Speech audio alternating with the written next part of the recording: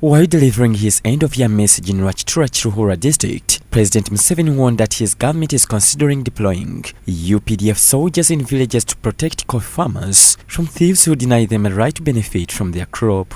I will involve the UPDF to empower all the wealth creators, farmers, etc., to guard their property by activating the vast militia of our LDUs. It will not be good for those thieves, because once we arm the villagers to defend them, to defend their gardens, it will not be a good idea for the thieves. This harvesting of immature coffee will affect the quality of our coffee internationally. It's not acceptable. The President's warning comes days after he signed into law the National Coffee Amendment Act 2024, which activated the dissolution of Uganda Coffee Development Authority, transferring its functions into the Ministry of Agriculture, Animal Industry and Fisheries. This, however, met strong resistance from the members of the opposition, led by the leader of opposition in Parliament, Honorable Yoweri. Though most of the voices that you have heard belong to the opposition, this is not an opposition matter. And want to appreciate and salute colleagues from the NRM who joined us. We are determined to defend the economic empowerment of the people of Uganda. Museveni praised Uganda's agricultural progress, attributing improved coffee prices to strategic drought conditions in other coffee-producing countries and the implementation of the National Resistance Movement's 1996 Manifesto on Intensive Agriculture. I congratulate the Ugandans on the good coffee prices. This is because of the drought problems in Brazil, Vietnam, and other coffee-growing countries. It also confirms the correctness of the NRM strategy of its 1996 manifesto of the 4 acres model and 7 activities.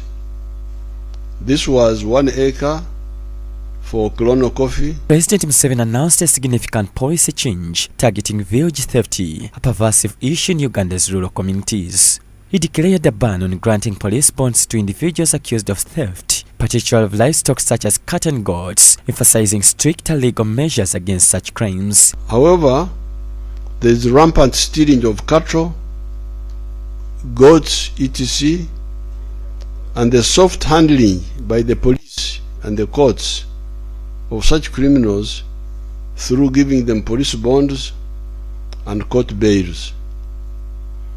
I have raised the issue of bails with His Lordship the Chief Justice, and I have banned the issue of police bonds. Any police personnel that gives a police bond to a village thief when the case is ready for trial will be held fully accountable. The President highlighted the success of a firm judicial processes in Karamoja, where the military court-martial sentenced over 3,000 youth involved in criminal activities. He created this for the peace now prevailing in Karamoja and the neighboring regions. I've shared with you through the social media how recently, in my Karamoja trip, I was told that a total of 3,000 Karachunas, through the efficient and dedicated mechanism of the military court-martial, are in the different jails. This explains why there is now total peace in Karamoja and the surrounding districts of Acholi, Lango, Teso, Bugisu, and Sebei. The President warned the country about the growing danger of monkeypox disease in the country, which he says is only spread through contact with a sick person and through sexual intercourse. Warning the country about the growing danger of the monkeypox disease, Mpox. This disease is apparently being spread in 2 ways: contact with a sick person and through sex. The good thing is that it does not go through breathing like corona. He finally warned Ugandans against building in vulnerable areas such as swampy, hill and forest areas to avoid the occurrence of natural calamities like floods, mudslides and others. Why do you build on a steep slope that is sharper than 30 degrees? We told you this long ago. Don't build on a steep slope which is 30 degrees. which is more than 30 degrees. Why do you build in the flood plains of the rivers? There are areas where the rivers will flood when it rains. Why do you build there?